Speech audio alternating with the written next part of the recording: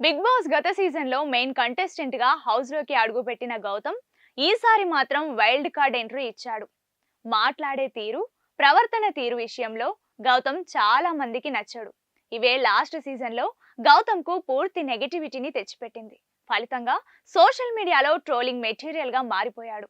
అయితే ఎక్కడా పోగొట్టుకున్న దానిని అక్కడే వెతుక్కోవాలి అన్న మాటను నిజం చేస్తూ తాజా సీజన్ లో రన్నర్ అప్ గా నిలిచాడు. వైల్డ్ కార్డ్ తో హౌస్ లోకి అడుగుపెట్టిన డాక్టర్ బాబు గతంలో లాగానే పూర్తి అగ్రెసివ్ తో గేమ్ ఆడాడు. ఇదే అతనికి బోలెడంత మంది ఫ్యాన్స్ ను సంపాదించి పెట్టింది. తన ఓటింగ్ శాతాన్ని పెంచుకుంటూ ఫైనల్ దాకా వచ్చాడు. అప్పటికే మెయిన్ కంటెస్టెంట్ గా హౌస్ లో ఉన్న నిఖిల్ కు గట్టి పోటీ ఇచ్చాడు. కానీ ఆఖరికి రన్నర్ అప్ తో సర్ది పెట్టుకోవాల్సి వచ్చింది. అయితేనేం ఎంతో మంది అభిమానులను గెలుచుకొని బయటకు వచ్చాడు తెలుగబ్బాయి. కాగా బిగ్ బాస్ లో ఉన్నందున వారానికి 1.75 లక్షల చొప్పున గౌతమ్ కృష్ణ ఒప్పందం చేసుకున్నట్లు తెలుస్తోంది. ఈ లెక్కన 10 వారాలకు గాను సుమారు 17.5 లక్షల రెమ్యునరేషన్ గౌతమ్ అందుకున్నట్లు తెలుస్తోంది.